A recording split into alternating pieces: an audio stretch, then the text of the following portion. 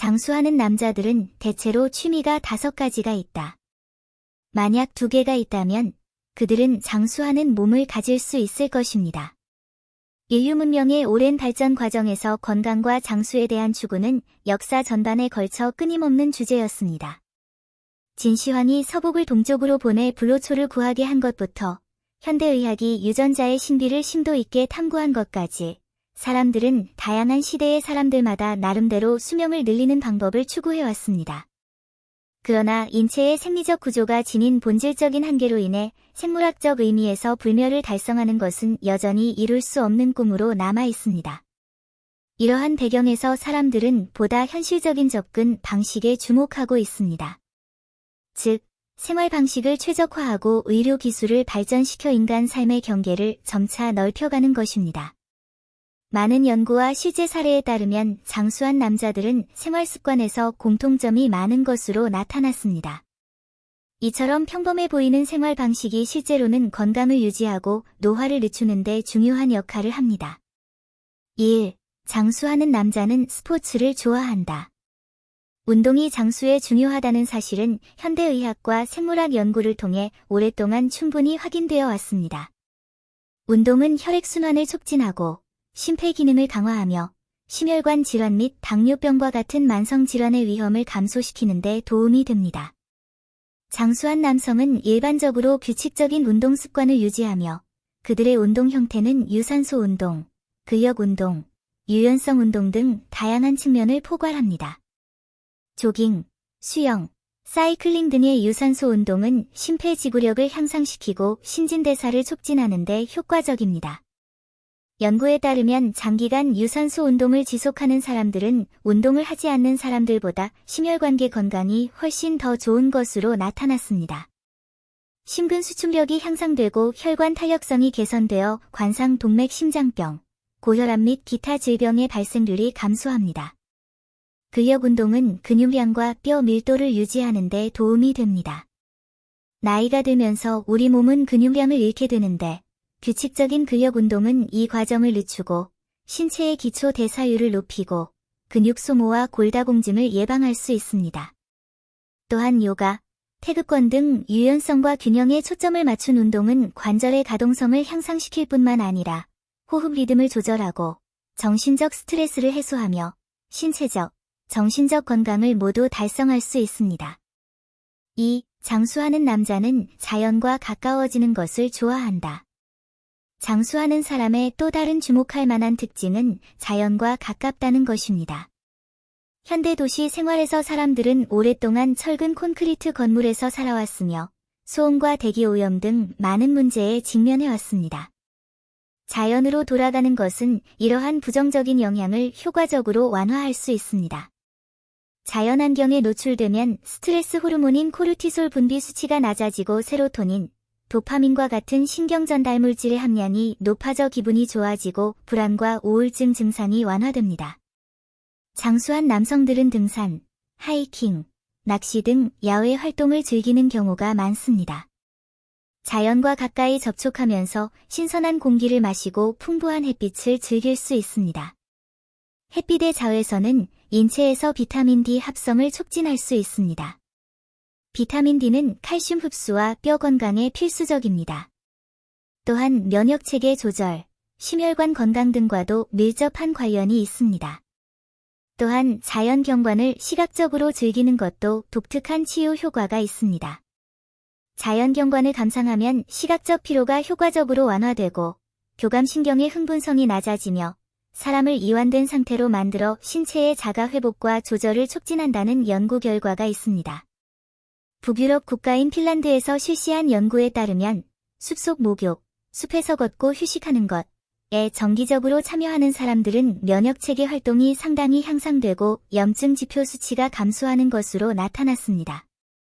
이는 자연과 가까이 있는 것이 건강과 장수에 긍정적인 영향을 미친다는 것을 더욱 잘 보여줍니다. 3. 장수하는 남자들은 과일과 채소를 즐겨 먹는다. 적당한 식단은 건강과 장수의 중요한 보장이며 장수하는 남성들은 일반적으로 식단에서 채소와 과일 섭취에 주의를 기울입니다. 야채와 과일에는 비타민, 미네랄, 식이섬유가 풍부하고 다양한 생물학적 활성 성분이 들어 있습니다. 이러한 영양소는 인체의 정상적인 생리 기능을 유지하고 질병을 예방하는 데 대체할 수 없는 역할을 합니다. 비타민 C, 비타민 E, 베타카로틴과 같은 항산화제는 신체의 자유 라디칼을 제거하고 산화 스트레스로 인한 세포의 손상을 줄이며 노화 과정을 늦추는 효과가 있습니다. 식이섬유는 정상적인 장운동성을 유지하고 장내세균총의 균형을 촉진하며 변비나 대장암 등 소화기계 질환의 위험을 줄이는 데 도움이 됩니다. 또한 플라보노이드와 폴리페놀과 같은 과일과 채소의 식물 화학 물질은 항염증, 항암, 지질 조절 등 다양한 생물학적 활동을 하며 심혈관계와 면역계와 같은 여러 생리적 시스템에 보호 효과를 미칩니다. 지중해식 식단은 건강에 큰 도움이 되는 것으로 알려져 있습니다. 이 식단은 야채, 과일, 통곡물, 견과류, 올리브 오일 및 기타 식품의 섭취를 늘리고 생선과 유제품의 섭취를 적당히 하며 붉은 고기와 가공식품의 섭취를 제한합니다.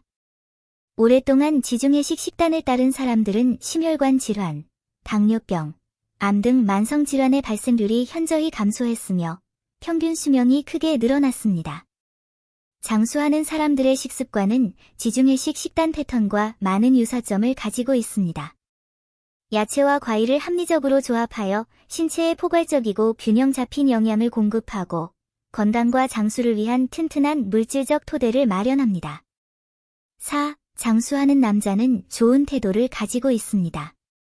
정신건강은 신체 건강과 밀접한 관련이 있으며 장수한 남자는 일반적으로 좋은 정신 상태와 감정 조절 능력을 가지고 있습니다. 긍정적이고 낙관적인 태도는 신체의 면역 체계를 강화하고 염증 반응을 줄이며 신체의 자가 복구를 촉진합니다. 연구에 따르면 불안이나 우울증과 같은 장기적인 부정적인 감정 상태는 내분비 장애로 이어지고 면역 체계의 정상적인 기능에 영향을 미치며 감염성 질환, 심혈관 질환 및 기타 질병의 위험을 증가시킬 수 있다고 합니다. 장수한 남자들은 종종 차분하고 열린 마음으로 인생의 다양한 도전과 좌절에 맞설 수 있습니다. 그들은 감정 조절에 능숙하며 명상, 심호흡, 사회활동 및 기타 방법을 사용하여 스트레스를 해소하고 정신적 균형을 유지합니다. 또한 장수하는 남성이 좋은 사고방식을 유지하는 데에는 명확한 삶의 목표와 관심사, 취미를 갖는 것도 중요한 요소입니다. 서예, 그림 그리기, 음악 등 자신이 관심 있는 활동에 참여하면 성취감과 만족감을 느낄 수 있고 정신적 삶이 풍요로워지고 삶의 질이 향상됩니다. 미국의 심리학자들은 6,000명의 성인을 대상으로 수십 년간 추적 연구를 진행한 결과 낙관적이고 쾌활하며 사교적인 사람들의 사망률이 비관적이고 내성적인 사람들보다 훨씬 낮다는 것을 발견했습니다. 이는 건강과 장수를 위한 좋은 태도의 중요성을 여실히 보여줍니다. 5. 장수하는 남자는 규칙적인 일과 휴식에 좋은 습관을 가지고 있습니다. 규칙적인 작업 및 휴식 습관은 인체의 생물학적 시계가 정상적으로 작동하는 데 중요한 요소이며 장수하는 남성의 중요한 특징 중 하나이기도 합니다. 인체의 생물학적 시계는 수면 각성 주기, 호르몬 분비, 체온 조절 등 여러 측면을 포함하여 신체의 생리적, 대사적, 행동적 리듬을 제어하는 복잡한 시간 조절 시스템입니다. 규칙적인 생활 일정을 유지하면 생물학적 시계를 자연환경의 일주기 리듬과 동기화하여 신체의 다양한 생리 기능이 안정적으로 작동하도록 유지할 수 있습니다. 장수하는 남자들은 충분한 수면을 취하기 위해 일반적으로 일정한 기상 및 수면 시간을 유지합니다. 수면은 신체가 스스로를 회복하고 회복하는 데 중요한 단계입니다. 수면 중의 인체는 세포 복구, 호르몬 조절, 기억 강화 등 다양한 생리 활동을 수행합니다. 장기간 수면이 부족하거나 불규칙하면 면역체계 기능 저하, 대사 장애, 심혈관 질환 위험 증가 등 여러 가지 건강 문제가 발생할 수 있습니다. 또한 규칙적인 일정에는 제때 식사하고 업무와 휴식 시간을 합리적으로 조정하는 것도 포함됩니다. 시간에 맞춰 식사하면 위장관의 정상적인 소화 기능을 유지하는 데 도움이 되고 영양소 흡수를 촉진합니다. 업무와 휴식 시간을 합리적으로 배치하면 과도한 피로를 피하고 업무 효율성을 높이며 신체적, 정신적 부담을 줄일 수 있습니다. 100세 이상 노인을 대상으로 한 조사와 연구에 따르면 그들 대부분이 규칙적인 생활 방식을 유지하는 것으로 나타났습니다. 이들의 삶의 리듬은 자연의 리듬과 매우 일치하며 이는 이들의 건강과 장수를 강력히 보장합니다. 건강과 장수를 추구하는 데 있어서 운동, 자연과의 친밀함, 적당한 식단, 바른 자세, 규칙적인 생활 습관이라는 5가지 습관은 서로 연관되어 있으며 서로 보완하며 함께 장수를 위한 튼튼한 기초를 형성합니다. 개인의 유전적 요인이 수명에 어느 정도 영향을 미치지만 건강과 장수에 더 중요한 역할을 하는 것은 생활 방식입니다. 건강한 습관을 키우고 고수한다면 누구나 건강을 개선하고 더 오래 살 수 있는 잠재력을 갖게 됩니다. 손을 보면 폐의 상태가 좋은지 알 수 있을까? 폐가 좋지 않은 사람들은 손에 5가지 이상이 생기기 쉽습니다. 확인해 보세요. 52세 남성 환자가 지난달 갑자기 손의 마비감과 통증을 느꼈습니다. 그는 항상 자신의 목뼈에 문제가 있다고 생각했습니다. 그는 물리치료와 마사지를 시도했지만 증상은 호전되지 않았습니다. 환자는 원인을 알아보기 위해 병원에 왔습니다. 검사 결과 의사는 환자의 손마비와 통증을 유발한 원인이 실제로 폐암이라는 것을 발견했습니다. 의사들은 펜코스트 종양과 같이 폐의 정점에 위치한 종양이 팔신경총 또는 척수를 압박하여 팔과 손가락의 무감각을 유발하고 어떤 경우에는 전기가 흐르는 듯한 통증을 유발할 수 있다고 말합니다. 사람의 폐 건강은 주로 폐의 기능에 달려 있습니다.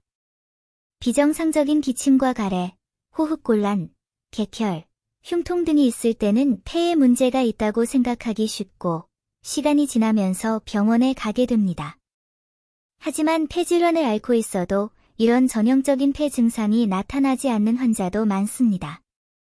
반면 폐와 아무런 관련이 없어 보이는 폐외 장기에도 문제가 생길 수 있는데 예를 들어 손이 그렇습니다. 의사들은 손을 보면 폐의 상태가 좋은지 알 수 있다고 말합니다. 폐 기능이 좋지 않은 사람들은 손에 5가지 이상이 생기기 쉽습니다. 비교를 확인해 보세요. 첫째, 폐 기능이 좋지 않은 사람들은 손에 비정상적인 청색증이 나타나기 쉽습니다.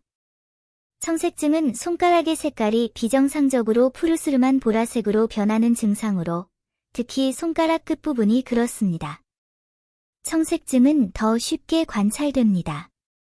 의사로서 청색증이 발생하면 원인을 알아내기 위해 적절한 시간에 병원에 가야 한다는 점을 모든 사람에게 상기시키고 싶습니다. 청색증의 가장 흔한 원인은 폐질환입니다. 폐렴, 기관지 천식, 폐암, 결핵, 만성 폐쇄성 폐질환 등의 질병은 모두 폐저산소증을 유발할 수 있으며 이로 인해 저산소증과 이산화탄소 축적이 발생하여 혈액 내 환원 헤모글로빈이 증가합니다. 바로 이 물질이 증가하면 피부와 점막의 청색증이 쉽게 발생할 수 있습니다. 두 번째로, 폐 기능이 좋지 않은 사람들은 손에 비정상적인 통증을 느끼기 쉽습니다. 손에 비정상적인 통증이 느껴지면 무시하지 마세요. 원인을 알아내기 위해 적절한 시기에 병원에 가는 것이 좋습니다. 예를 들어, 폐암은 손으로 쉽게 전이되어 손에 비정상적인 통증을 유발할 수 있습니다. 폐정점에 위치한 악성 종양도 팔신경총을 압박하여 비정상적인 손 통증을 유발할 수 있으며 이 통증은 전기 충격과 같이 느껴질 수 있습니다. 셋째, 폐 기능이 좋지 않은 사람들은 손이 비정상적으로 곤봉처럼 휘어지는 현상이 나타나기 쉽습니다. 곤봉지하고도 불리는 곤봉지 손가락은 손가락 끝이 곤봉 모양으로 두꺼워지고 부어오르고 손톱이 바닥에서 끝까지 휘어져 손가락 끝 뒤쪽의 피부와 손톱이 이루는 기저 각도가 180도인 상태를 말합니다. 손가락에 이러한 비정상적인 증상이 나타나는 이유는 말초 순환계에 산소가 부족하여 혈액에서 5하이드록시트리타민, 프로스타글란딘 등과 같은 일련의 혈관 활성 물질이 방출되기 때문입니다. 이러한 혈관 활성 물질은 국소적 혈관 확장을 유발하여 시간이 지남에 따라 연조직 과형성과 비대를 유발합니다. 곤봉증의 가장 흔한 원인은 폐질환입니다. 폐암, 만성 폐쇄성 폐질환, 결핵, 기관지 천식 등의 질병은 모두 곤봉증을 유발할 수 있습니다. 넷째, 폐기능이 좋지 않은 사람들은 손에 비정상적인 골절이 생길 가능성이 더 높습니다. 폐암은 흔한 악성 종양입니다. 폐암이 발생하면 손뼈로 전이되기 쉽습니다. 일단 전이되면 손에 병적인 골절이 생기기 쉽습니다. 다섯째, 폐기능이 좋지 않은 사람들은 손에 비정상적인 감각마비가 생기기 쉽습니다. 손가락에 마비감이 느껴지면 폐암을 조심해야 합니다. 이에 대한 이유는 여러 가지가 있습니다. 첫 번째는 폐의 정점에 위치한 악성 종양으로 팔신경총을 쉽게 압박할 수 있습니다. 팔신경총은 상지를 조절하는 중요한 신경입니다. 척추신경 뿌리, 제5, 6, 7, 8 경추신경과 제1 흉추신경의 전방가지로 구성되며 상지의 감각 및 운동 기능을 담당합니다. 상완신경총이 압박되면 비정상적인 무감각이 쉽게 발생할 수 있으며 일부 환자는 운동장애를 경험할 수도 있습니다. 많은 사람들이 저에게 물었습니다. 의사님, 폐질환이 있는지 어떻게 알 수 있나요? 폐암이나 결핵 등 일부 폐질환은 흉부 CT 검사를 통해 쉽게 발견할 수 있습니다. 만성 폐쇄성 폐질환이나 기관지 천식 등의 경우 폐기능 검사가 필요한 경우도 있습니다. 의사들은 매일 아침 일어나자마자 물을 마시는 사람들은 반년 안에 신체의 3가지 변화를 경험할 수 있다는 사실을 발견했습니다. 요즘 아침에 항상 피곤해요. 제가 뭔가 잘못하고 있는 걸까요? 아니면 개선할 점이 있을까요? 강씨은 최근 자신에게 에너지가 부족하다고 느꼈습니다. 그는 밤새 충분한 휴식을 취하지 못한 것처럼 아침에 일어나면 항상 매우 피곤함을 느낀다. 아침에 커피 한 잔을 마시면 잠깐 상쾌해지긴 하지만 곧 약간 약해지는 걸 느낀다. 그래서 그시 의사에게 조언을 구하기 시작했습니다. 제 이야기를 듣고 나서 의사는 미소를 지으며 말했습니다. 사실 간단하지만 아주 효과적인 습관을 간과하셨을지도 몰라요. 아침에 일어나자마자 물을 마시는 거죠. 매일 아침 일어나자마자 커피를 마시는 대신 물 한 잔을 마셔보세요. 강 씨는 약간 당황했다. 물을 마신다고? 그게 내 피로와 무슨 상관이 있어? 의사는 이렇게 설명했습니다. 물을 마시는 것은 신체에 3가지 매우는 중요한 이점을 줄 수 있는데, 특히 장 운동 촉진, 신진대사 촉진, 요산 수치 조절에 도움이 됩니다. 많은 사람들이 아침에 일어나면 습관적으로 다른 일을 하면서 물을 마시는 간단한 단계를 무시합니다. 사실 아침에 처음 마시는 물 한 잔은 신체 건강에 매우 중요한 영향을 미칩니다. 이로 인해 강 씨는 아침에 물을 마시는 것이 신체에 어떤 변화를 가져올 수 있는지에 대해 깊이 생각하게 되었습니다. 이렇게 간단한 것이 피로를 없애고 신체 상태를 개선하는 데 도움이 될 수 있을까? 많은 사람들은 아침에 일어나자마자 가장 먼저 물을 마시는 이유를 이해하지 못할 수도 있습니다. 마시는 물이 정말 그렇게 중요한가요? 많은 사람들이 이 세부 사항을 간과하는 경향이 있습니다. 하루 종일 물을 마시고 아침에는 물을 마시지 않아도 된다고 생각하기 때문입니다. 하지만 사실 아침에 일어나서 처음 마시는 물 한 잔은 다른 시간에 마시는 물과는 다른 신체 효과를 미치는 경우가 많습니다. 의사들은 매일 아침 일어나자마자 물을 마시는 사람들이 반년 안에 신체의 3가지 중요한 변화를 경험할 수 있으며 이러한 변화가 건강에 큰 개선을 가져올 수 있다는 사실을 발견했습니다. 첫 번째 변화는 장운동 촉진입니다. 아침에 일어나면 몸은 밤새 휴식을 취하고 회복했으며 밤에는 소화기관이 작동을 멈추었기 때문에 음식 찌꺼기와 노폐물이 장에 쌓이기 시작합니다. 제때 수분을 보충하지 않으면 장의 연동운동이 비교적 느려지고 배변 과정이 어려워집니다. 물 한 잔을 마시면 장의 연동운동을 활성화하는 데 도움이 됩니다. 수분을 보충하면 장내 노폐물이 부드러워지고 체외로 배출하기가 더 쉬워집니다. 특히 장기간 변비를 앓는 환자의 경우 아침에 물을 마시면 장에 매우 뚜렷한 자극 효과가 나타납니다. 연구에 따르면 아침에 물을 충분히 마시면 장의 운동성이 효과적으로 개선되고 변비 문제가 줄어드는 것으로 나타났습니다. 다른 시간에 물을 마시는 것과 비교했을 때 아침에 물을 마시면 소화기관이 더 빨리 활성화되고 노폐물과 독소를 배출하는 데 도움이 됩니다. 두 번째 변화는 신진대사의 촉진입니다.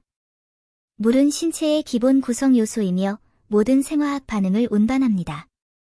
신진대사의 속도와 효율성은 충분한 수분에 크게 좌우됩니다.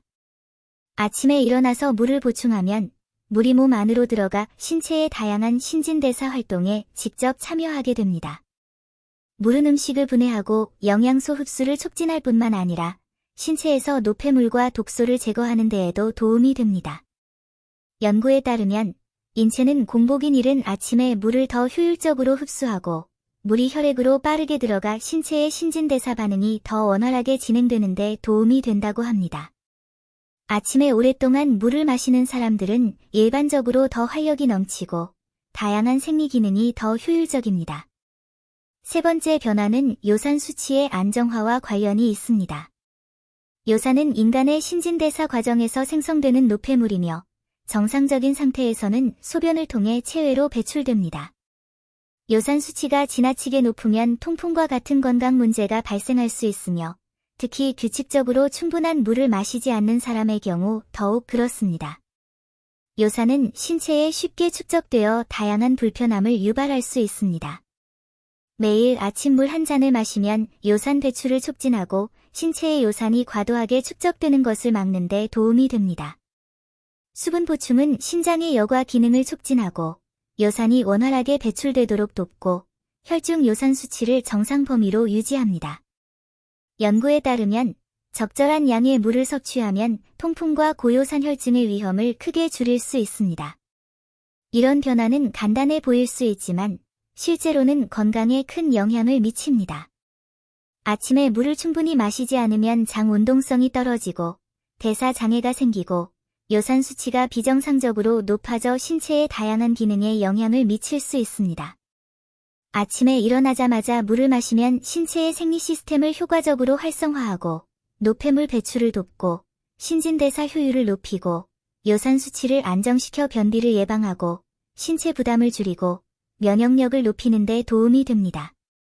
아침에 물을 마시는 것의 이점을 많은 사람들이 간과하지만 실제로는 신체에 매우 직접적인 영향을 미칩니다. 특히 현대 사회에서는 많은 사람들이 잘못된 식습관과 빠른 생활 속도로 인해 간단한 건강 관리 방법을 무시하는 경우가 많습니다. 하지만 많은 사람들은 건강 효과를 극대화하기 위해 아침에 물을 마실 때 어떤 점에 주의해야 할지 모릅니다. 어떤 사람들은 아침에 얼음물 한 잔을 마시는 데 익숙하지만 어떤 사람들은 뜨거운 물을 마시는 것을 선호합니다. 사실 차가운 물은 신체에 빨리 흡수되지만 특히 배가 비어 있을 때는 위장관에 매우 자극을 줍니다.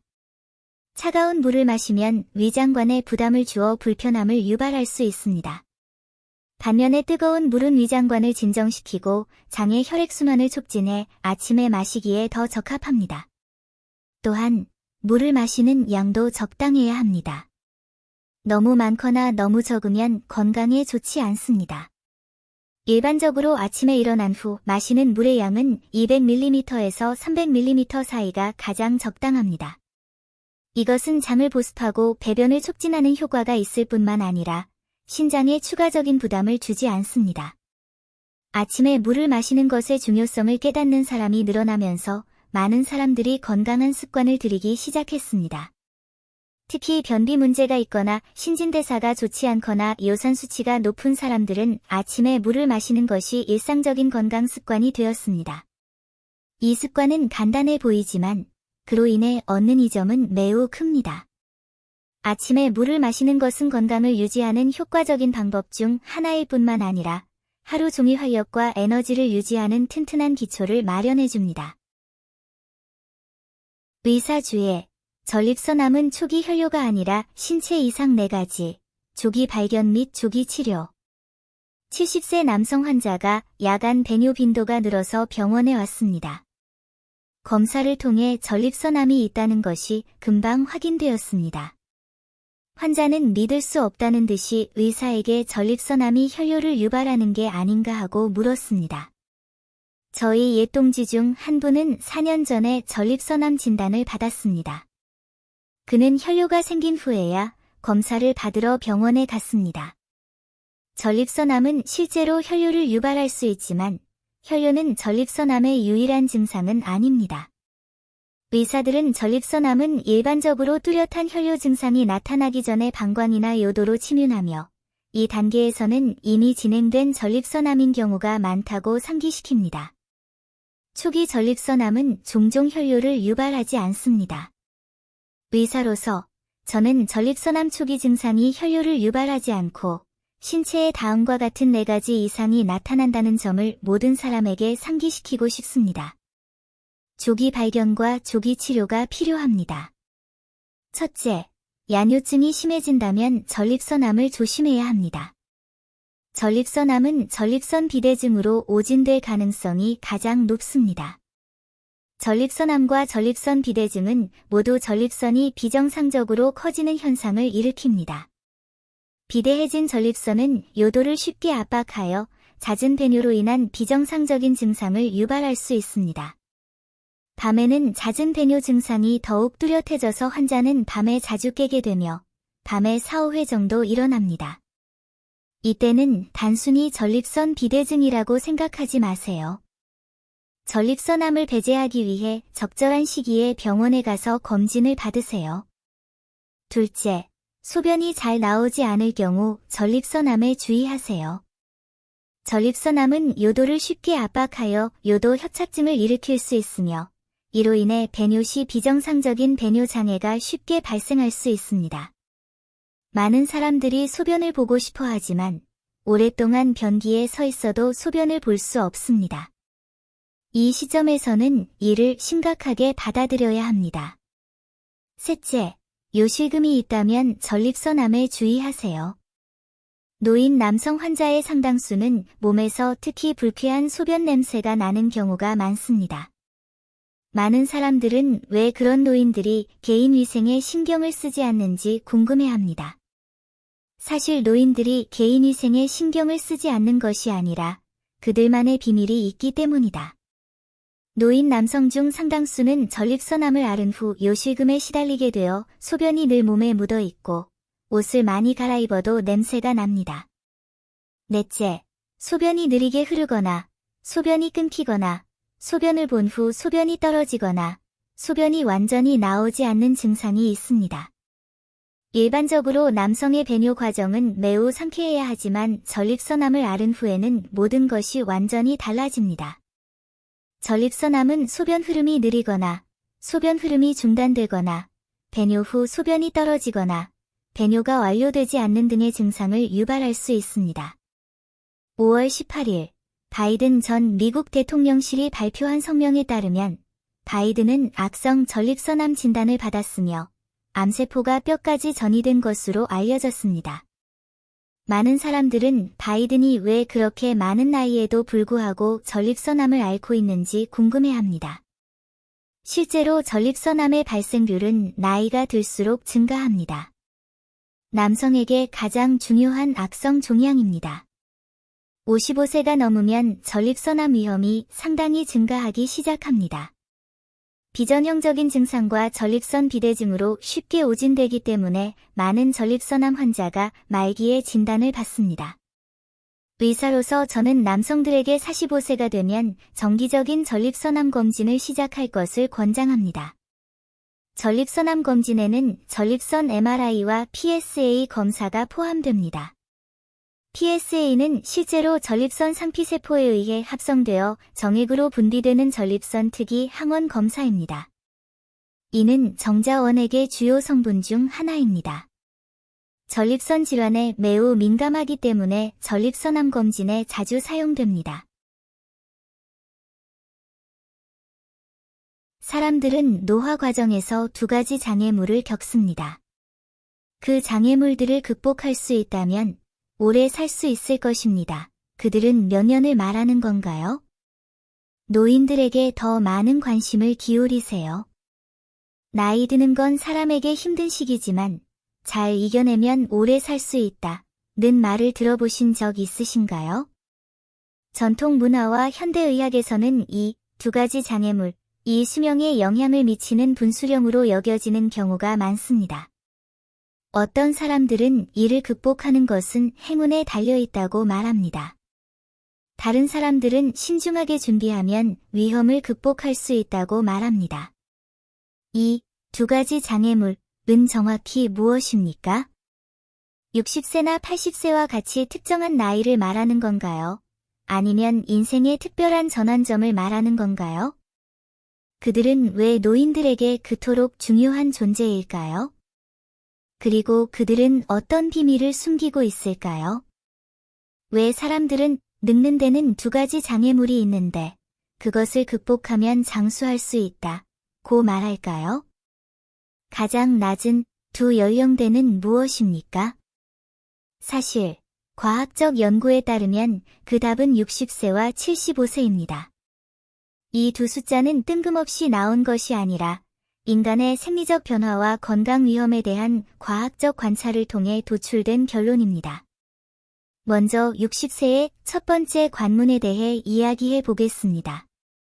우리가 60대에 접어들면 우리 몸은 노화의 경고음을 울리기 시작합니다. 신진대사가 느려지고 심장, 혈관, 관절 등 오랜 친구들이 점차 피로감을 느끼게 됩니다. 미국 심장협회에 따르면 60세 이상의 사람들의 심혈관 질환 발생률은 50세 미만의 사람들보다 거의 3배 높습니다. 세계보건기구, WHO, 도 60세가 인생의 전환점이며 그 이후부터는 당뇨, 고혈압 등 만성질환의 위험이 급격히 높아진다고 지적했습니다.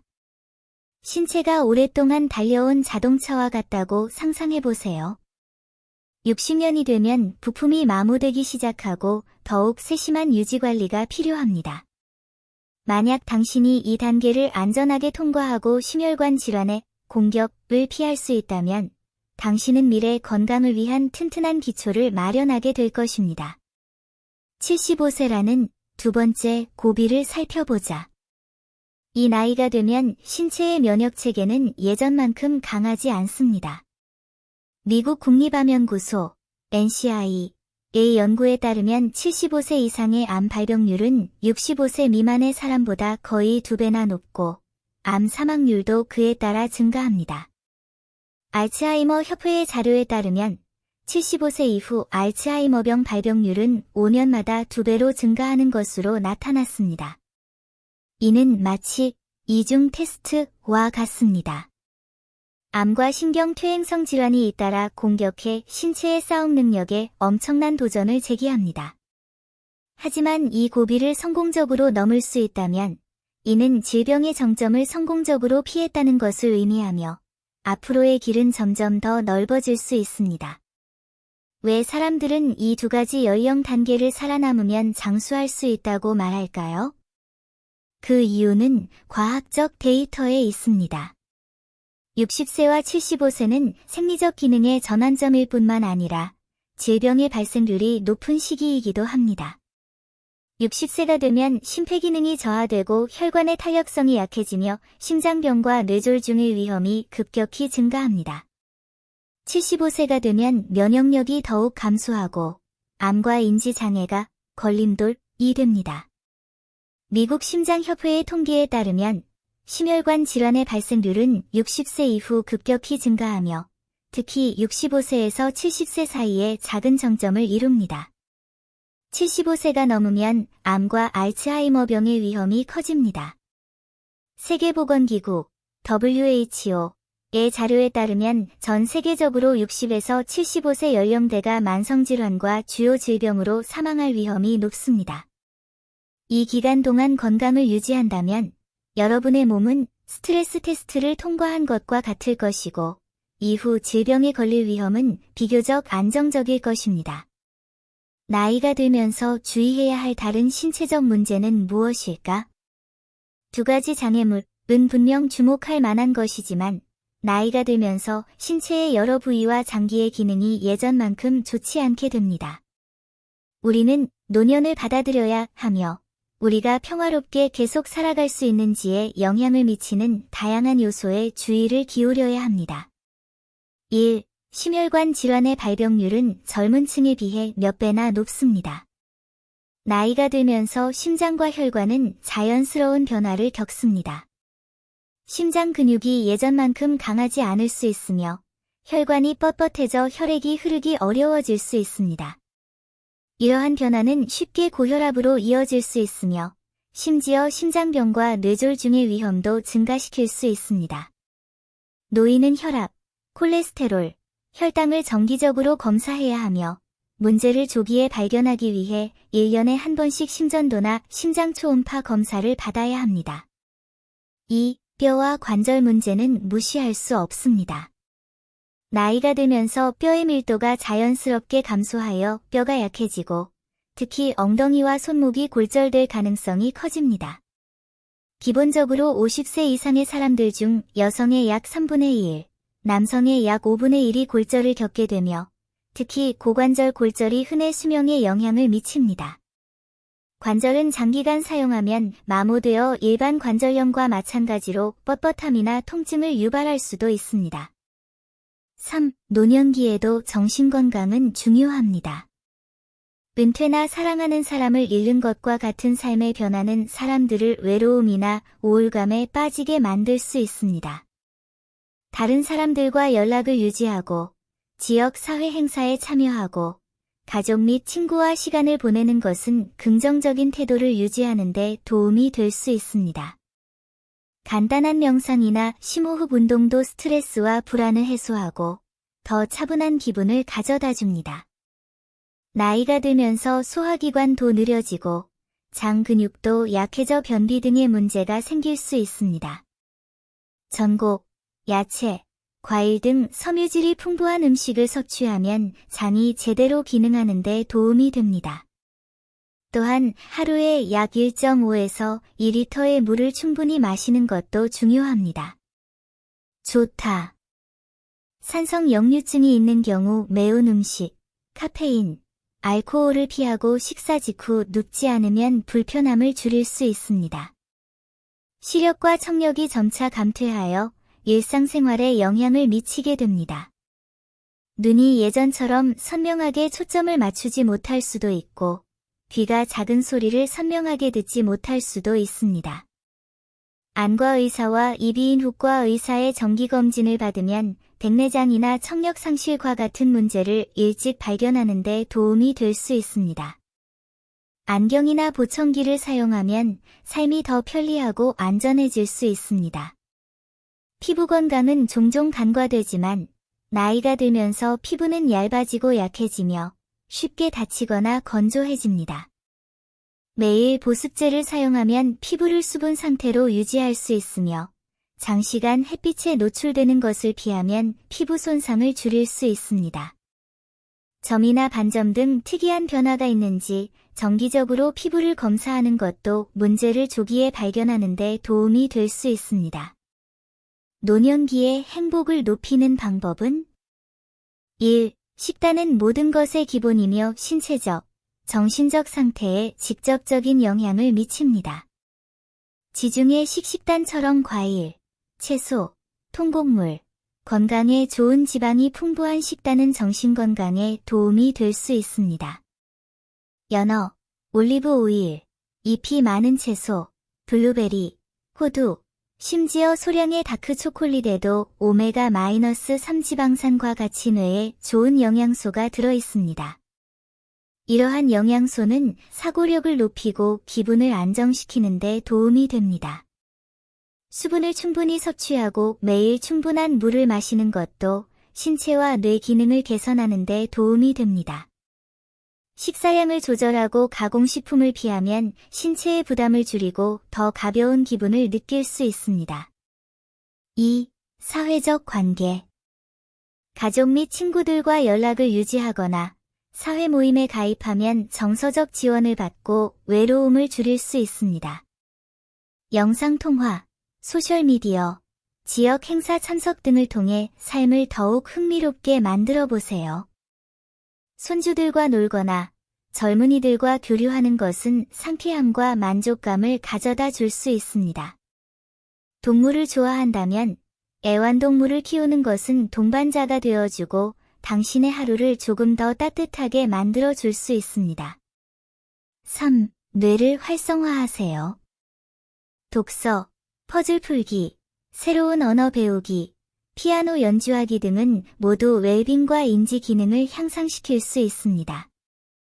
이러한 활동은 뇌가 새로운 신경 연결을 만들고 예리함을 유지하도록 자극합니다. 온라인 강좌나 지역 워크숍에 참여하면 학습이 재미있고 보람 있을 수 있습니다. 정신활동은 성취감을 가져다주고 삶에 더 많은 목적을 갖게 해줍니다. 4. 수면. 좋은 수면은 감정을 안정시키고 마음을 맑게 해줍니다. 매일 밤 7-8시간의 양질의 수면은 신체와 뇌에 충분한 휴식을 제공할 수 있습니다. 규칙적인 수면 일정을 유지하고 잠자리에 들기 전에 따뜻한 목욕을 하거나 부드러운 음악을 듣는 등 휴식을 취하는 것은 잠들기에 도움이 될 수 있습니다. 잠자리에 들기 전에 휴대전화를 보지 않고 침실을 시원하고 어둡게 유지하는 것도 수면의 질을 개선하는 데 도움이 됩니다.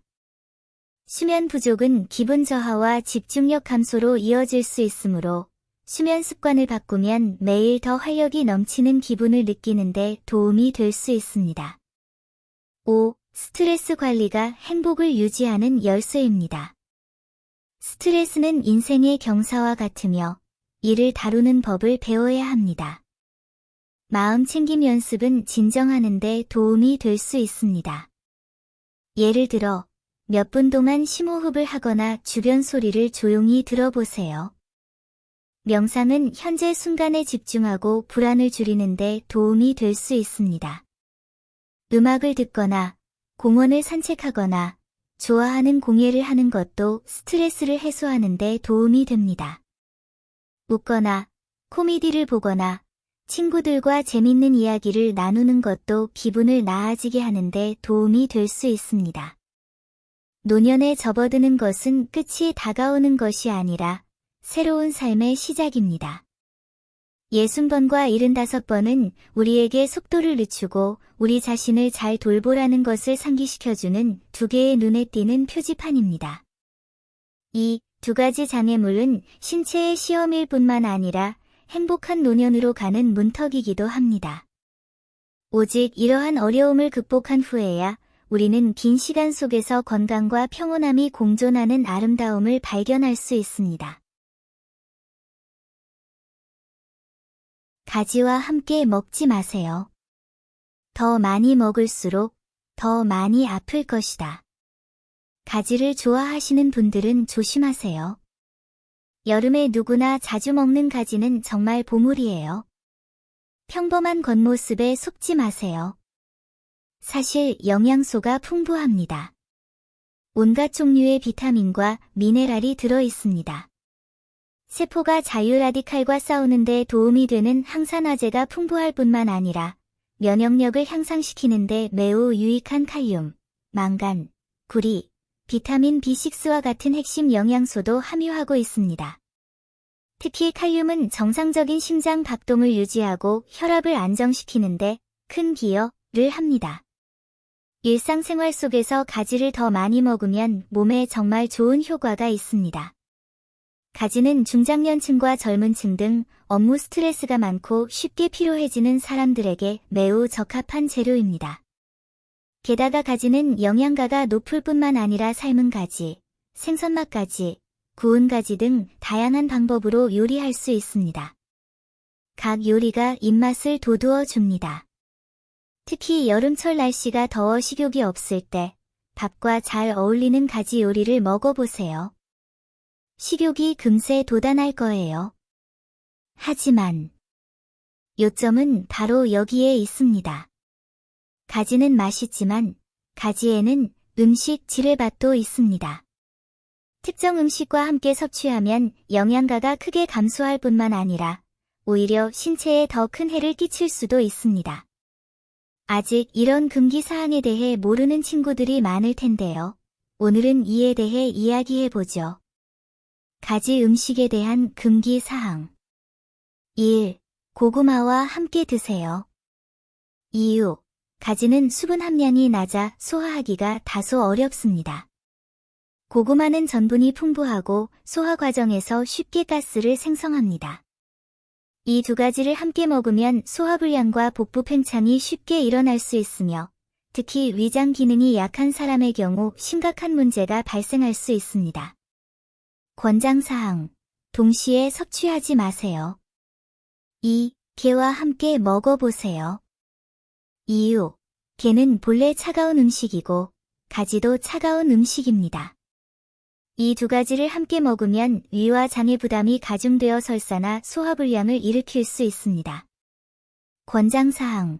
동시에 섭취하지 마세요. 3. 오징어와 함께 드세요. 이유. 오징어에는 콜레스테롤이 많이 함유되어 있으며 가지의 특정 성분이 신체의 콜레스테롤 대사에 영향을 미칠 수 있습니다. 권장사항. 적당히 식사하고 과용을 피하세요. 오늘은 영양이 풍부하고 만들기 쉬우며 특히 지금 계절에 적합한 건강하고 맛있는 가지 요리법을 여러분께 소개해드리겠습니다. 집에서 만든 3가지 신선한 요리. 음식 준비. 가지를 씻어서 1.5cm 정사각형으로 자르고 그릇에 담습니다. 감자를 1.5cm 정사각형으로 자르고 옥수수 전분이 담긴 그릇에 담습니다. 그릇을 가볍게 흔들어 감자에 옥수수 전분을 고르게 묻힙니다. 가지에도 같은 방법으로 전분을 묻히지만 맛이 떨어지지 않도록 너무 두껍게 묻히지 않도록 주의하세요. 녹색 고추의 씨앗을 제거하고 큰 조각으로 쪼개세요. 이렇게 하면 고추의 바삭바삭하고 부드러운 식감을 유지할 수 있고 볶을 때 고추에서 너무 많은 즙이 나오는 것을 방지할 수 있습니다. 튀김 재료. 냄비에 식용유를 더 붓고 약 180도로 가열합니다. 기름의 온도를 판단하는 방법은 젓가락을 기름에 넣어보는 것입니다. 기름 주변에 작은 거품이 빠르게 나타나면 기름 온도가 적당하다는 뜻입니다. 먼저 전분을 입힌 감자 깍둑썰기를 넣고 구멍 뚫린 숟가락으로 살짝 뒤집어서 감자 표면이 황금빛이 되고 바삭해질 때까지 약 3분간 튀긴 후 기름에서 꺼냅니다. 그 다음 전분을 입힌 가지 조각을 추가합니다. 가지는 기름을 많이 흡수하기 때문에 팬 바닥에 가라앉을 수 있습니다. 젓가락을 이용해 살짝 벌려줍니다. 약 2분간 볶습니다. 가지가 부풀어 오르고 표면이 살짝 딱딱해지면 팬에서 꺼내 기름을 빼냅니다. 마지막으로 녹색 고추 조각을 넣고 기름에 담근 다음 2초 후에 재빨리 꺼내 고추가 녹색이고 바삭하게 유지되도록 합니다. 3. 소스를 볶습니다. 팬에 기름 한 숟가락을 남겨두고 약한 불로 볶다가 다진 마늘을 넣고 향이 날 때까지 볶습니다. 맛이 변하지 않도록 타지 않도록 조심하세요. 튀긴 감자와 가지, 청고추 큐브를 넣고 빠르고 고르게 볶습니다. 간장, 진간장, 식초, 설탕, 케첩, 사용하는 경우를 넣고 소스가 재료에 고르게 묻을 때까지 계속 볶습니다. 전분물을 붓고 강한 불로 끓여서 소스가 걸쭉해질 때까지 끓입니다. 수프가 걸쭉해질 때까지 계속 볶습니다. 다진 파를 뿌려서 제공합니다. 주요 팁. 가지를 튀기기 전에 전분에 소금 1스푼을 넣어 튀기면 가지의 기름 흡수를 줄일 수 있을 뿐만 아니라 기본적인 풍미도 높일 수 있습니다. 소스를 볶을 때는 강한 불에서 빠르게 볶아 재료가 소스를 빨리 흡수하고 겉은 바삭하고 안은 부드러운 식감을 유지하도록 합니다. 마늘 가지 샐러드. 1. 찐 가지. 가지를 자를 필요는 없습니다. 모든 재료를 깨끗이 씻은 후 찜기에 넣고 강한 불로 약 12분간 찌세요. 가지가 찐 것인지 아닌지를 판단하는 방법은 젓가락으로 쉽게 찔러볼 수 있을 만큼 익었다면 됩니다. 찐 가지는 바로 꺼내지 마세요. 찜통에 넣고 5분간 끓입니다. 이렇게 하면 가지가 부드러워지고 식어서 줄어들지 않게 됩니다. 2. 마늘 소스 만들기. 마늘을 으깨서 잘게 다져서 마늘 페이스트를 만듭니다. 직접 하기에는 너무 귀찮다면 마늘 짜는 기계를 사용해도 됩니다. 칠리를 링 모양으로 자르고 고수를 씻어서 조각으로 자릅니다. 으깬 마늘에 간장, 발사믹 식초, 설탕, 소금, 참기름을 넣고 뜨거운 기름 한 스푼을 뿌리면 지글지글 소리가 나면서 마늘 향이 금세 납니다. 잘 저어주세요. 매운 음식을 좋아하시면 고추기름을 첨가하세요. 3. 조립해서 먹어요. 찐 가지를 찢어서 접시에 펼쳐 놓습니다. 소스가 더 잘 흡수될 수 있도록 고르게 찢어보세요. 준비한 마늘 소스를 위에 뿌리고 고춧가루와 고수를 뿌린 뒤 먹기 전에 잘 섞어 식혀 먹으면 마늘 향이 강하고 매우 맛있습니다. 숨겨진 먹는 방법. 참깨장 2스푼을 넣고 잘 저어주면 금세 참깨장과 마늘가지가 되어 맛이 더욱 풍부해집니다. 가지와 메기 스튜. 1. 식품 가공. 메기를 뜨거운 물에 10초간 데칩니다. 물의 온도는 너무 높아서는 안 됩니다. 그렇지 않으면 생선살이 질겨집니다. 강철 약물을 사용하여 메기 표면의 점액을 조심스럽게 긁어냅니다.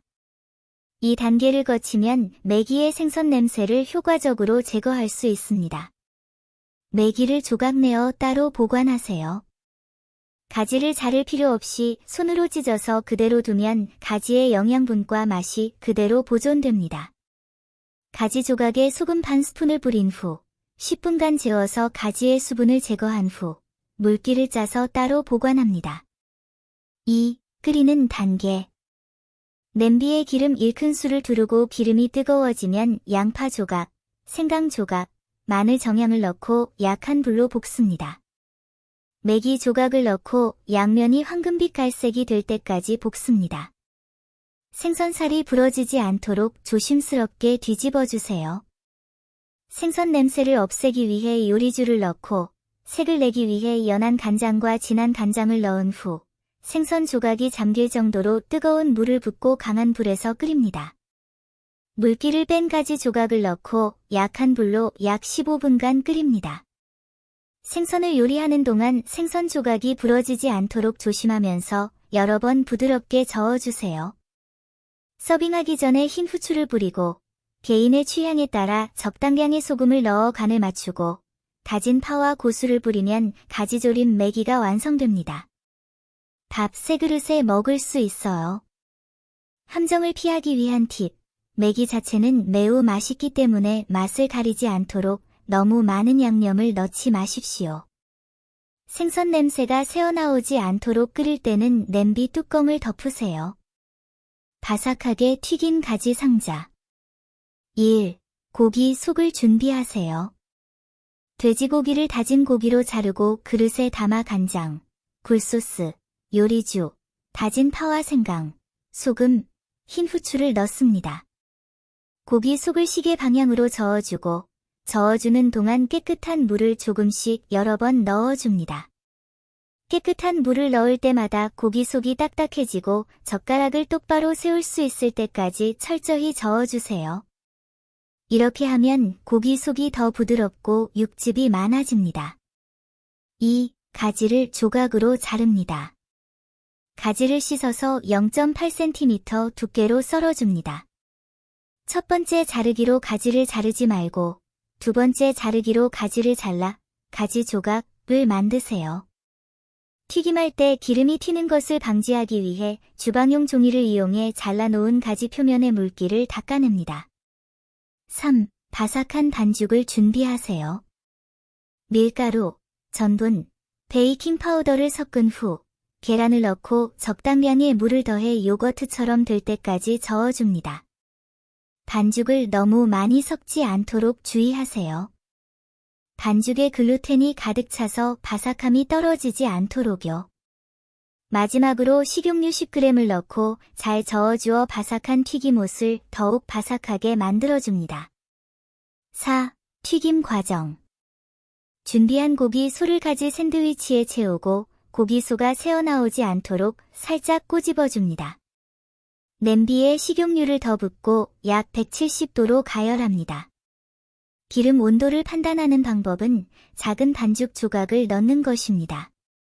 기름이 빠르게 떠오르고 그 주위에 작은 거품이 생기면 기름 온도가 적당하다는 뜻입니다.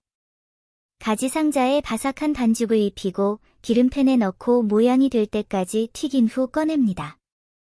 이 과정은 약 2분 정도 걸립니다. 기름 온도를 190도로 올리고 가지 껍질이 노릇노릇하고 바삭해질 때까지 약 30초간 다시 튀깁니다. 기름에서 꺼내어 물기를 빼세요. 한 입 베어 물면 육즙이 콸콸 쏟아져 나옵니다. 정말 만족스럽습니다. 작은 비밀, 가지 상자를 더 바삭하게 만들려면 다시 튀기는 것이 핵심입니다. 기름 온도는 충분히 높아야 하며 다시 튀기는 시간은 너무 길어서는 안 됩니다. 그렇지 않으면 가지 상자가 낡아집니다. 가지와 돼지고기 만두 1. 일본면. 밀가루에 따뜻한 물 250ml를 넣고 물의 온도를 35°C 정도로 조절한 후 붓는 동안 저어서 밀가루를 덩어리지게 만듭니다. 손으로 반죽하여 표면이 매끈하고 끈적이지 않을 때까지 부드러운 반죽을 만듭니다. 젖은 천으로 덮고 반죽을 30분간 쉬게 하면 반죽이 더 부드럽고 탄력 있게 됩니다. 2. 충전물을 준비하세요. 가지를 잘게 썰어 그릇에 담고 소금 한 숟가락을 뿌린 후 10분간 재워 가지의 수분을 제거합니다. 가지의 물기를 손으로 짜낸 후 잘게 썰어 따로 보관합니다. 돼지고기 소의 간장, 진간장, 굴소스, 다진 파와 생강, 소금, 후춧가루를 넣고 시계 방향으로 휘젓습니다. 다진 가지와 다진 파를 넣고 마지막으로 참기름 10g을 뿌려 잘 섞습니다. 이렇게 하면 만두 속의 수분이 가두어지고 만두가 더 육즙이 많아집니다. 3. 만두 만들기. 반죽을 긴 막대 모양으로 굴려서 무게가 약 20g 정도 되는 작은 조각으로 자릅니다. 중간은 두껍고 가장자리는 얇은 만두피에 작은 반죽을 굴려 적당량의 소를 넣고 만두피를 반으로 접은 후 가운데 부분을 먼저 꼬집고 양쪽을 차례로 꼬집어 만두 모양으로 감싸줍니다. 가지 가운데를 꼬집고 양쪽에 작은 구멍을 남겨두는데 주의하세요. 그래야 가지에서 물이 새어나와 껍질이 터지는 것을 방지할 수 있습니다. 4. 만두를 굽습니다. 냄비에 물을 충분히 넣고 물이 끓으면 만두를 넣고 주걱으로 살살 눌러 냄비에 붙지 않도록 합니다. 물이 다시 끓으면 찬물 반 그릇을 넣고 만두가 모두 떠오를 때까지 이를 2-3회 반복합니다. 2에서 3분 더 끓이면 만두가 익습니다. 마법처럼 맛있게 먹는 방법, 으깬 마늘, 발사믹 식초, 간장, 참기름, 고추기름을 섞어 소스에 넣고 만두를 찍어 신맛이 나는 수프 한 모금과 함께 드세요. 정말 맛있어요. 몸에 암이 있다면 위는 그것을 알까? 의사, 이러한 5가지 유형의 복부 불편감이 자주 나타나면 암이 다가오고 있다는 것을 경계하십시오. 그는 항상 복부 위쪽과 가운데 부분의 통증을 느꼈는데 밤에는 그 증상이 더 심했습니다. 극심한 통증으로 인해 그의 수면이 완전히 방해를 받았습니다. 환자는 원인을 알아보기 위해 병원에 왔습니다. 검사 결과 그는 췌장암에 걸렸다는 것이 곧 확인되었습니다. 의사들은 췌장암이 암의 왕이라고 말합니다. 급속하게 진행되기 때문에 종종 심한 통증을 유발합니다. 일부 췌장암은 상복부와 중복부의 통증을 유발할 뿐만 아니라 허리와 등에도 통증을 유발합니다. 이는 췌장암이 복막 후신경총을 침범하기 때문입니다. 배를 과소평가하지 마세요. 실제로 배 아래에는 많은 내부 장기가 감싸져 있습니다. 배에는 장기가 가장 많이 모여 있다고 해도 과언이 아니다. 배의 장기로는 간, 췌장, 담낭, 비장, 위, 소장, 대장, 신장, 요관, 방광, 자궁, 난소, 전립선 등이 있으며 이 안에 있는 장기들은 대부분 암에 걸리기 쉽습니다. 간암, 췌장암, 위암, 대장암은 모두 발병률이 높은 악성 종양입니다. 따라서 위암을 제때 발견하고 싶다면 신체가 보내는 경고 신호에 주의를 기울여야 합니다. 의사들은 우리가 위장의 5가지 불편함을 자주 느낀다면 암의 접근을 경계해야 한다고 상기시킵니다. 첫째, 복부에 비정상적인 덩어리가 있으면 암에 주의하세요. 정상적인 사람의 위는 매우 부드럽고 덩어리를 느낄 수 없습니다. 하지만 갑자기 딱딱한 덩어리를 느낀다면 조심해야 합니다. 덩어리가 딱딱하고 경계가 불분명하고 표면이 고르지 않고 움직임이 좋지 않다면 악성 종양일 가능성이 높습니다. 양성 덩어리의 특성은 완전히 반대이기 때문입니다. 양성 종양은 매우 부드럽고 경계가 명확하며 표면이 매끄럽고 이동성이 좋습니다. 두 번째, 위가 비정상적으로 부어오르거나 팽창했다면 암을 조심하세요. 만약 배가 갑자기 커지고 눈에 띄게 팽창감을 느낀다면 이때는 조심해야 합니다. 이런 일이 발생하면 복강에 많은 양의 체액이 쌓이는 경우가 많습니다. 간암, 췌장암, 위암, 난소암 등은 모두 다량의 복수를 유발할 수 있는데 이는 암세포가 복막으로 쉽게 전이되어 복막 분비를 자극하고 다량의 체액을 생성하기 때문입니다. 셋째, 복통이 심하다면 암을 조심하세요.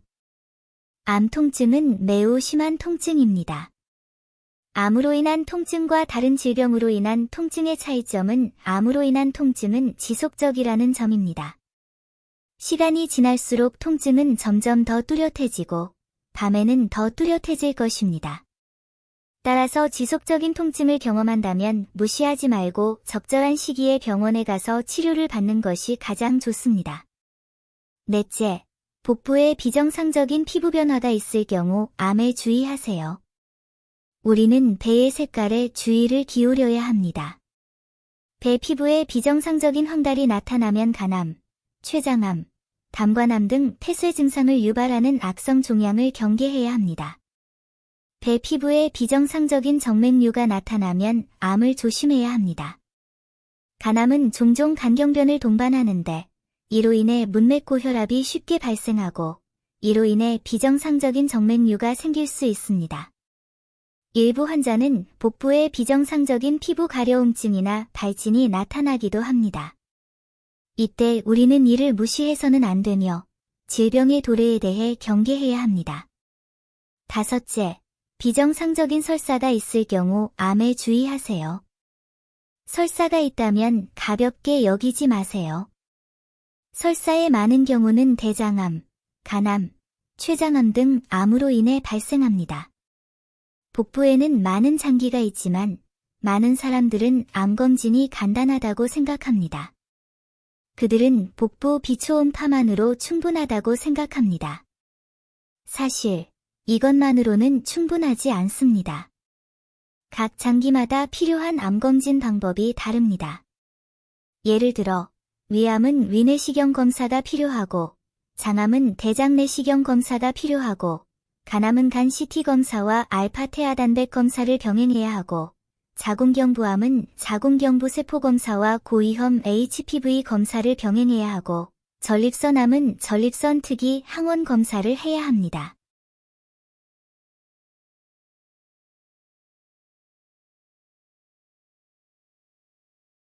콩 3개를 함께 요리하면 습기가 사라지고 비장과 위가 좋아지며 활력이 넘칩니다. 새벽 2시인데도 사무실 건물은 여전히 밝게 빛나고 있었습니다.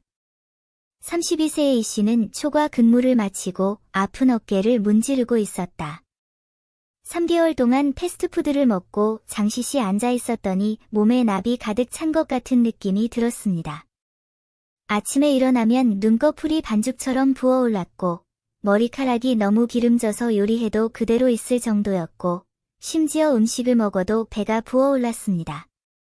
사실 그녀처럼 습기로 고민하는 도시인이 많고 주방에 있는 눈에 띄지 않는 세 개의 콩이 건강의 문을 여는 열쇠가 될지도 모른다.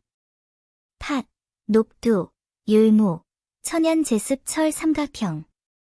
전통 의학의 지혜에 따르면 이 세 가지 콩은 황금의 조합입니다. 둥글고 통통한 팥은 성질이 따뜻하고 맛이 달콤하여 몸속의 불필요한 수분을 빼내는 데 좋다. 각진 녹두는 해독 효과가 뛰어나며 성질은 차갑고 맛은 달콤하며 특히 신체의 열과 독소를 이겨내는 데 효과적입니다. 율무씨의 흰색 껍질은 근면한 세척제와 같으며 성질이 시원하고 맛이 가볍습니다. 장내 노폐물을 청소할 뿐만 아니라 비장과 위를 마사지하는 효과도 있습니다. 이 세 가지를 합치면 마치 제습팀을 구성하는 것과 같습니다. 각자가 자신의 임무를 수행하고 완벽한 조화 속에서 일합니다. 건강을 위한 요리, 건강의 비밀을 푸는 4단계. 재료 익히기, 팥, 녹두, 율무 50g을 따로 씻어 찬물에 4시간에서 6시간 담가둡니다. 마치 콩에 스파를 주는 것과 같아요. 불려둔 콩은 더 빨리 익을 뿐만 아니라 영양소도 더 쉽게 방출됩니다. 약한 불에서 천천히 조리합니다. 불린 콩과 불린 물을 냄비에 붓고 충분한 양의 물을 더한 후 강한 불에서 끓입니다. 콩이 거품을 내기 시작하면 약한 불로 줄여 40분간 끓이면서 가끔 저어주어 콩이 냄비에 붙지 않도록 합니다. 개인별 양념. 콩이 부드러워지고 수프가 호박색이 되면 개인의 체력에 맞게 양념을 더하세요. 수별 체질인 사람은 시원하고 달콤한 맛이 나는 암석사탕을 첨가하면 좋다. 차가운 체질의 사람은 흑설탕을 조금 첨가하면 따뜻하고 달콤한 향이 더욱 은은해집니다. 따뜻하게 드세요. 아침에 김이 모락모락 나는 삼두국 한 그릇은 콩의 향과 단맛이 어우러져 배와 마음을 따뜻하게 해줍니다. 점심 식사 후에 한 그릇을 마시면 기름진 음식을 소화하는 데 도움이 됩니다. 신체는 피드백 신호를 보냅니다. 삼두탕을 꾸준히 마시는 사람들은 몸의 변화를 뚜렷이 느낄 수 있다. 젖은 천에 쌓인 듯한 무거운 느낌이 사라졌고 아침에 일어났을 때 눈꺼풀이 붓지 않았으며 피부도 상쾌해졌습니다. 이는 팥과 율무가 함께 작용하여 체내에 배수 펌프를 설치하는 것과 마찬가지로 물의 대사를 촉진하기 때문입니다.